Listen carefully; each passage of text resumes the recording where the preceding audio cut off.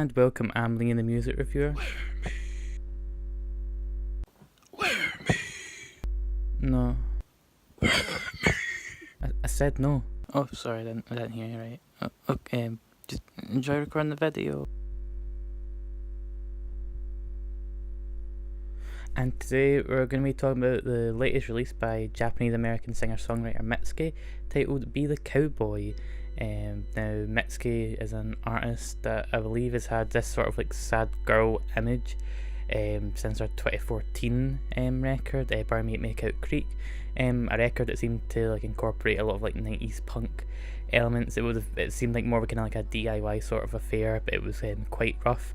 But it did it in a very introspective way that made it very interesting. It was followed up by Puberty 2 in 2016, which was our third record. A bit more polished, but still kind of like, it still had like distortion that going on.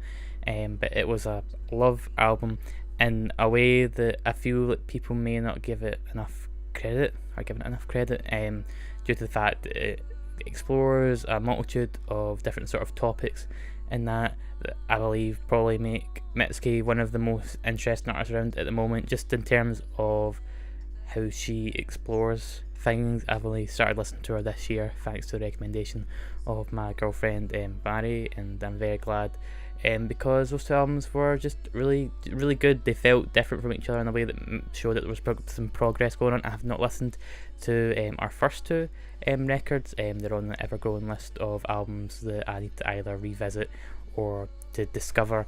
But what do I think of Be The Cowboy, the album that is on the video thumbnail and that you clicked on to hear me talk about? And well, it was probably for the best that I gave that whole sort of like sad girl image, sort of like, so you knew what most people made of her, because I feel like Be The Cowboy is meant to sort of deconstruct that, or at least reimagine it. Without this info in hand, it could be very easy to write off Be The Cowboy as being sort of like the female equivalent of like a 90s Rivers Cuomo, like that face win, no BF sort of thing, and really sort of like Apocalypse Girl pent up pornness just like being released. And you could definitely read some songs as being very like romantic heavy, and they couldn't possibly be about anything else. Me and My Husband is probably a song that maybe comes to mind when you think of that. You think no one could interpret this anything differently.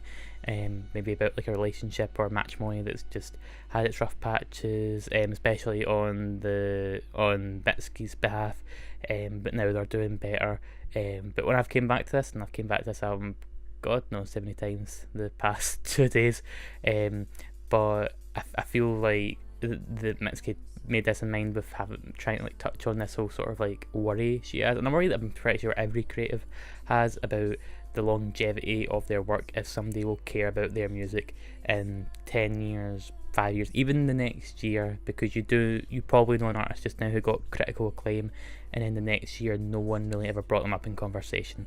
So it's a very real worry that's touched about in a way that ties it into sort of romance, which I think is quite smart, because you know, like the kind of like classic kind of trope of like a marriage that just like both parties seem to like just become sort of disillusioned and just don't really love each other in the same way that could be seen as Mitski being worried about, or just come to terms with the fact that maybe no one will really remember her music in like 10 years time or after she dies, and maybe don't even remember her all that much, which is a very sad thing. But I think Be The Cowboy explores these heavier topics in a way that, like, either lyrically or production wise, just makes them a bit more digestible and just makes it a bit more sort of entertaining, especially with Me and My Husband doing it in a kind of like more jaunty tune, obviously tying into the title of Be The Cowboy. I think was probably chosen because, like, yeah, the cowboy is just like this sort of like cultural icon that even after the death of the western, sort of still kind of like lives on.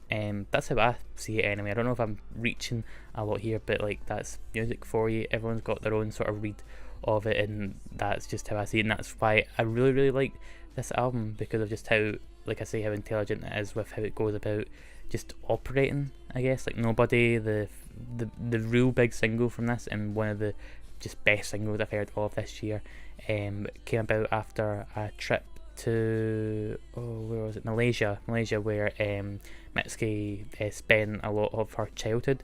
She went in there and just got hit with this just sort of feeling of just utter loneliness, and just how, first of all, this song, I think even if people who don't think this works, who think maybe the lyrics are a bit too dense or a bit too like shallow, obviously I totally disagree, but like I think everyone can agree that that whole disco beat that's got going on really does hit that sort of like Arcade Fire Reflector-esque node, where you're sort of like having this contrast of like a really upbeat beat and some just more darker personal sort of like subject matter. The one of the best lines on here, that I can't quote verbatim, but I'll pop it up on screen, is when she's talking about the planet of Venus, which is often regarded as the planet of love, and talking about how the civilization there basically led to it being destroyed, which I think is really smart, because on one level it sort of like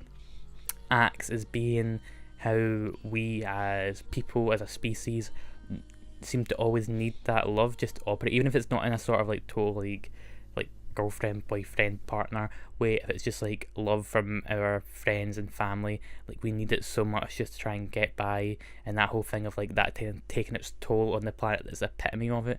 I think it's really cool. I think it's like a really like nice little line that people could maybe see as being throwaway, but like the more I think about it, the more I get this like visualization that Mitski just manages to evoke in my brain like really, really well. There's the other line about being big and small and big and small and big and small again, which obviously could apply to Mitski's own view of her body, like her weight and whatnot, but it could also very well be about her popularity, about how she's been like the small sort of indie darling, and then blew up with like critical acclaim, and then like sort of like died down after a while she's been working on things. I think it's another one that people might not think about too much, and just that whole iteration of nobody, like that whole chorus is just, it all ties in so well that it's kind of like you can imagine playing this at a party and feeling really sad, but like thinking about it, but like just the whole beat of it, you could like just like it's a real just good disco tune, but just a really intelligent song in general that I really hope people, if they hadn't known about this before and just kind of wrote off as just being like, oh yeah, it's nice, but I think the lyrics are kind of like flat, like that's how I see it, and I think that's why I think it's just such a smart pop track. Another song that deserves to be praised till my throat gets sore is the opening song in the first single, I believe, Geyser. It starts off with these like stern church organs, Mitski's beautiful voice just kind of like starting to like drift in. It's followed by like some like distortion blips, then there's some keys and percussion and just drums all kicking in, and it just like builds up to this like the titular sort of like explosion where just Mitski's voice just like starts to raise above it, with these like synth lines like kicking in. It's just so cinematic, and it really caught me off guard the first time, and even when I go back to it, I still feel that sort of just rush. It just really hits me hard, and it just means that Be The Cowboy just starts off beautifully, and as far as I'm concerned continues just that quality. Washing Machine Heart deserves some praise as well, because I love the whole fact that like the titular-esque like laundry machine backbeat and how that kind of fits in with like the all over the place mind frame of the character in question. I think that works really well, and the fact that backbeat itself is like really nice. Also work up like making sure that song operates really well. But the standout song for me appears at the tail end of Be The Cowboy, and that's Two Slow Dancers. Two Slow Dancers basically just being a sort of song about two old flames, or just two people that knew each other at a different time in their lives, and like basically having like that whole kind of like school dance sort of thing, like back to like innocence and joy, to simpler times.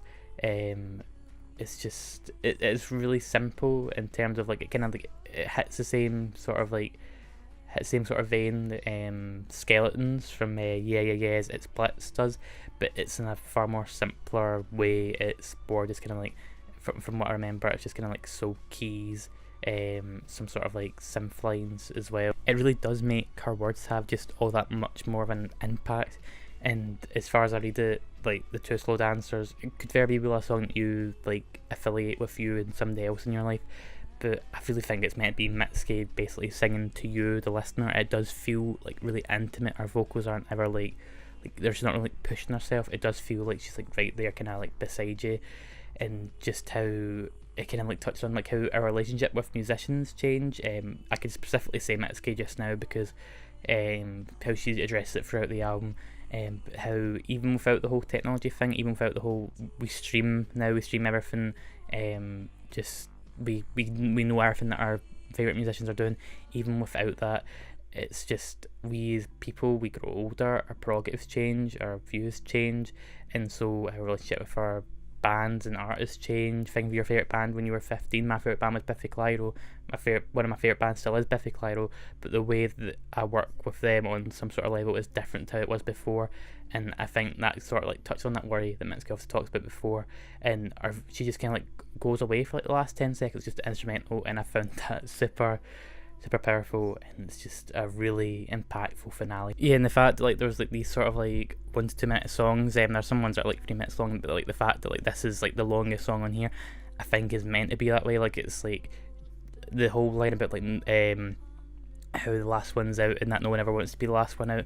It's almost like she wants to like make sure that you're kind of comforted in the sort of like essence of like, or like the whole kind of like thought of like being the last one sort of alone. Like it says sort of really powerful and really just it's like only like a select few albums can like make you feel that way, or like again like you might not feel that way when you listen to it, but like, that's how I see it all. The really only complaint I have about this album is with the song Blue Light, and not like for any other real like reason as to the fact that like it incorporates that whole like song, that whole line about kissing that I feel like isn't fleshed out enough. I feel like even when it's brought up during the whole record, it's usually given some sort of greater context. It's not really here, but the production on here is still really, really nice, and how it fades into Two Slow Dancers.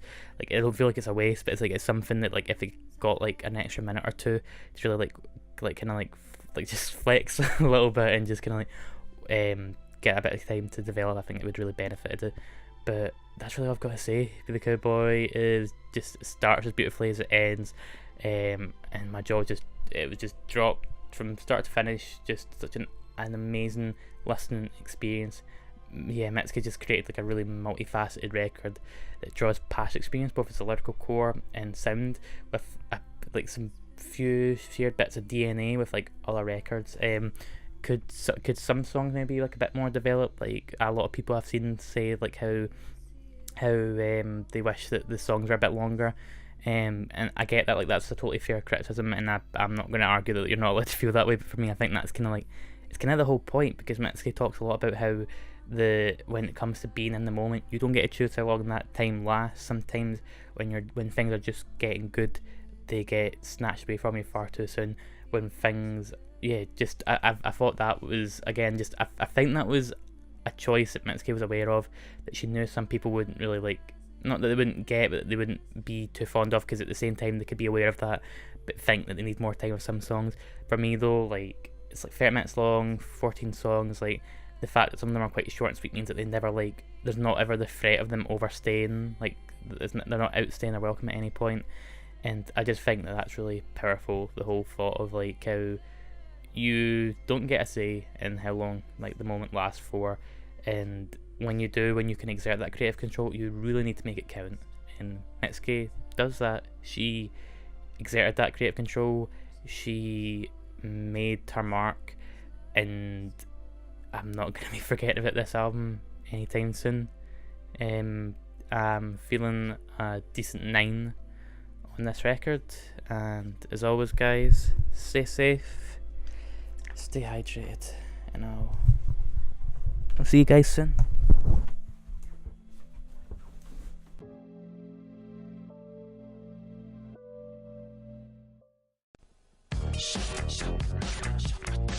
Demon Days, the #1 album from Gorillaz, featuring the smashing hit single Feel Good Inc., the dashing #1 single Dare, and the new foot stomper Dirty Harry.